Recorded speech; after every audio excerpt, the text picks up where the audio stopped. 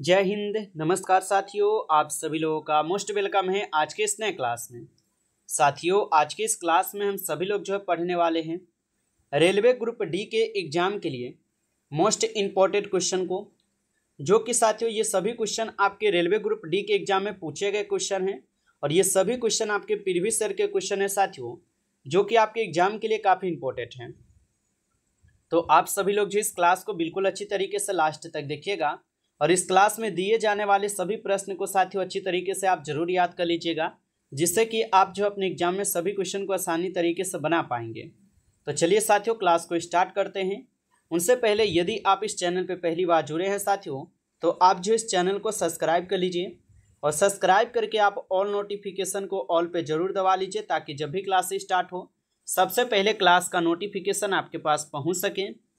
तो आप इस चैनल को साथियों सब्सक्राइब कर लीजिए, साथ ही साथ आप जो इस क्लास को लाइक जरूर कर लीजिएगा। तो चलिए क्लास को स्टार्ट करते हैं। और साथियों इस क्लास में जो है आपके एनसीईआरटी पे पैटर्न पे जो आधारित क्वेश्चन है, ये साइंस के क्वेश्चन आएंगे और जीके के क्वेश्चन आएंगे, और ये सभी क्वेश्चन प्रीवियस ईयर के क्वेश्चन हैं जो कि आपके ग्रुप डी के एग्जाम में पूछे गए हैं। तो देखिए पहला प्रश्न क्या पूछा है कि संविधान सभा के स्थायी अध्यक्ष कौन थे। सभी क्वेश्चन साथियों इंपॉर्टेंट क्वेश्चन हैं, आप अच्छे से इन प्रश्न को जरूर याद कर लीजिए, क्योंकि आपके पेपर में साथियों 100% यहाँ से आपको प्रश्न देखने को मिलने वाले हैं। तो संविधान सभा के स्थायी अध्यक्ष आपसे पूछा है कौन हो जाएंगे, तो याद रखिएगा साथियों संविधान सभा के स्थायी अध्यक्ष कौन थे। तो याद रखिएगा डॉक्टर राजेंद्र प्रसाद जो है ये संविधान सभा के स्थायी अध्यक्ष थे। ऑप्शन ए यहाँ पे सही जवाब होगा।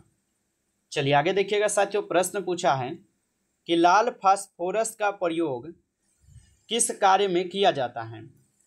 तो लाल फास्फोरस का उपयोग जो है साथियों किस कार्य में किया जाता है।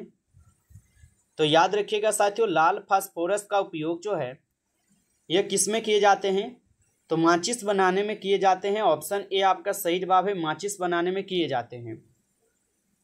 अगला प्रश्न देखिएगा साथियों, यहाँ पे क्वेश्चन है कि भारत की प्रथम महिला प्रधानमंत्री कौन थी। बताइए साथियों कि भारत की प्रथम महिला प्रधानमंत्री कौन थी। साथियों आप लोग आंसर लगाइएगा, क्योंकि आपको हर एक क्वेश्चन पर 5 सेकंड का समय हम दे पा रहे हैं, ताकि आप लोग जो है ना आंसर दे पाएंगे। तो बताइए यहाँ पे कि भारत की प्रथम महिला प्रधानमंत्री कौन थी। तो याद रखिएगा साथियों भारत की प्रथम महिला प्रधानमंत्री थी इंदिरा गांधी। ऑप्शन ए यहाँ पे इस क्वेश्चन का सही जवाब है, इंदिरा गांधी। अगला प्रश्न है साथियों यहाँ पे कि ध्वनि की तीव्रता की इकाई क्या है। बताइए साथियों कि ध्वनि की तीव्रता की इकाई क्या है। तो याद रखिएगा साथियों ध्वनि की जो तीव्रता की इकाई है यहाँ पे क्या हो जाएंगे, तो ध्वनि की तीव्रता का इकाई हो जाएंगे डेसिबल। ऑप्शन सी इस क्वेश्चन का सही जवाब है, डेसिबल। आगे देखिए साथियों, प्रश्न दिया गया है कि मानव शरीर में लाल रक्त कण कणिकाओं का निर्माण कहाँ होता है। तो मानव शरीर में लाल रक्त कणिकाओं का निर्माण जो है साथियों कहाँ पर होता है। तो मानव शरीर में लाल रक्त कणिकाओं का निर्माण अस्थि मज्जा में होता है। ऑप्शन ए यहाँ पे सही जवाब है। अगला प्रश्न के साथियों क्वेश्चन है कि भारत छोड़ो आंदोलन, बताइए साथियों कि भारत छोड़ो आंदोलन जो है ना कब प्रारंभ हुआ था। तो भारत छोड़ो आंदोलन जो साथियों कब प्रारंभ हुआ था। तो याद रखिएगा साथियों भारत छोड़ो आंदोलन जो है 8 अगस्त 1942 को शुरू होता है। तो ऑप्शन बी यहाँ पे इस क्वेश्चन का सही जवाब है। अगला प्रश्न है यहाँ पे कि ऑक्सीजन की खोज किस वैज्ञानिक ने की थी। बताइए साथियों कि ऑक्सीजन की खोज जो है किस वैज्ञानिक ने की थी। तो याद रखिएगा साथियों ऑक्सीजन की खोज जो है यह किस वैज्ञानिक के द्वारा किए गए थे। तो ऑक्सीजन की खोज किए गए थे प्रिस्टले के द्वारा। ऑप्शन ए यहाँ पे सही जवाब है, प्रिस्टले के द्वारा। अगला प्रश्न है साथियों यहाँ पे कि ब्लड प्रेशर मापने का यंत्र क्या कहलाता है। तो ब्लड प्रेशर मापने का यंत्र साथियों क्या कहलाता है। तो ब्लड प्रेशर मापने का जो यंत्र है साथियों स्पिग्मोमैनोमीटर कहलाता है। तो ऑप्शन ए यहाँ पे आपका सही जवाब है, स्पिग्मोमैनोमीटर हो जाएंगे। अगला प्रश्न साथियों यहाँ पे कि भारत में राष्ट्रीय आय की गणना कौन करता है। बताइए साथियों कि भारत में राष्ट्रीय आय की गणना जो है कौन करता है। तो भारत में राष्ट्रीय आय की गणना करते हैं कौन, तो केंद्रीय सांख्यिकी संगठन के द्वारा जो है भारत में राष्ट्रीय आय की गणना होता है, तो ऑप्शन ए यहाँ पे सही जवाब है। अगला प्रश्न है साथियों कि दूध में कौन सा प्रोटीन पाया जाता है। बताइए साथियों कि दूध में कौन सा यहाँ पे प्रोटीन है जो कि पाए जाते हैं। तो याद रखिएगा साथियों, दूध में जो है केसिन पाए जाते हैं। ऑप्शन यहाँ पे आप लोग का बी सही जवाब है, केसिन। अगला प्रश्न है आपका, संविधान सभा को कब जो है ना लागू किया गया था। तो भारत में संविधान सभा को कब लागू किया गया था। तो भारत में संविधान सभा को साथियों 26 जनवरी 1950 को संविधान सभा जो है लागू होता है। तो ऑप्शन यहाँ पे 20 क्वेश्चन का सही जवाब है, 26 जनवरी 1950 को संविधान लागू होता है। अगला प्रश्न है कि कौन सी धातु विद्युत की सबसे अच्छी चालक है। बताइए साथियों कि कौन सी धातु है जो विद्युत की सबसे अच्छी चालक है। तो याद रखिएगा कौन सी धातु विद्युत की सबसे अच्छी चालक है। तो साथियों याद रखिएगा आप सभी लोग, चांदी जो है ये विद्युत की सबसे अच्छी चालक है, आप लोग याद रखिएगा। अगला प्रश्न है आपका, भारत में सर्वाधिक वर्षा कहाँ होती है। चलिए बताइए साथियों कि भारत में सर्वाधिक वर्षा कहाँ पर होती है। तो याद रखिएगा भारत में सर्वाधिक वर्षा होती है कहाँ पे, तो चेरापूंजी में होती है। ऑप्शन ए यहाँ पे आपका सही जवाब होगा, चेरापूंजी में। अगला प्रश्न है आपका साथियों यहाँ पे कि परमाणु में इलेक्ट्रॉन की खोज किसने की थी। साथियों अभी तक आप इस क्लास को लाइक नहीं किए हैं तो पहले आप इस क्लास को एक बार ज़्यादा से ज़्यादा लाइक कर लीजिएगा।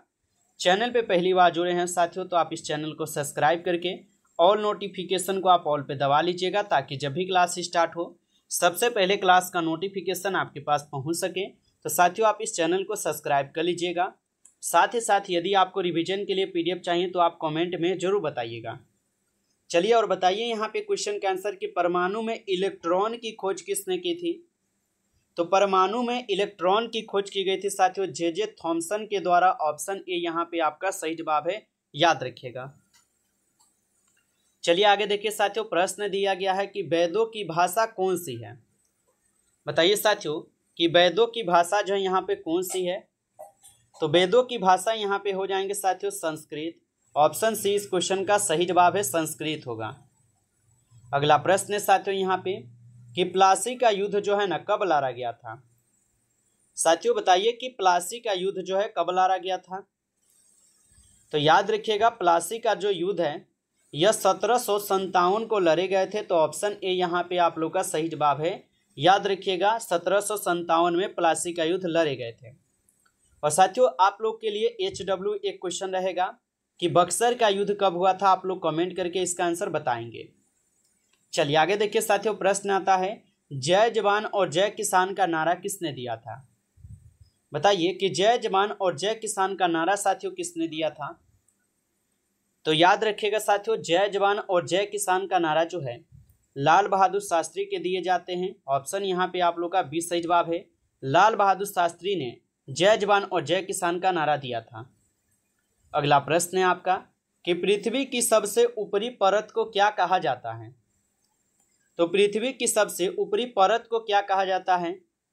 तो याद रखिएगा क्रस्ट कहे जाते हैं। ऑप्शन बी इस क्वेश्चन का सही जवाब है, क्रस्ट कहा जाता है। अगला प्रश्न है साथियों कि गांधी जी को महात्मा की उपाधि किसने दी थी। बताइए साथियों कि गांधी जी को महात्मा की उपाधि किसने दी थी। तो याद रखिएगा साथियों गांधी जी को महात्मा की उपाधि दिए गए थे रविंद्रनाथ टैगोर के द्वारा। ऑप्शन बी इस क्वेश्चन का यहाँ पे सही जवाब है साथियों, याद रखिएगा। और आप लोग कमेंट करके बताइएगा साथियों कि गांधी जी को राष्ट्रपिता किसने कहा था। तो आप लगाएंगे सुभाष चंद्र बोस, याद रखिएगा। चलिए आगे देखते हैं अगला क्वेश्चन क्या है। क्वेश्चन है सोडियम क्लोराइड का यहाँ पे सामान्य नाम क्या है। तो सोडियम क्लोराइड का यहाँ पे सामान्य नाम आपसे पूछा है साथियों। तो सोडियम क्लोराइड का यहाँ पे सामान्य नाम है नमक। ऑप्शन यहाँ पे साथियों 20 क्वेश्चन का सही जवाब है नमक। अगला प्रश्न देखिएगा साथियों, क्वेश्चन है सबसे बड़ी ताजे पानी की झील कौन सी है। तो सबसे बड़े ताजे पानी की झील कौन सी है। तो याद रखिएगा साथियों बैकाल झील जो है ये सबसे बड़ी ताजे पानी की झील है। ऑप्शन सी सही जवाब है बैकाल झील।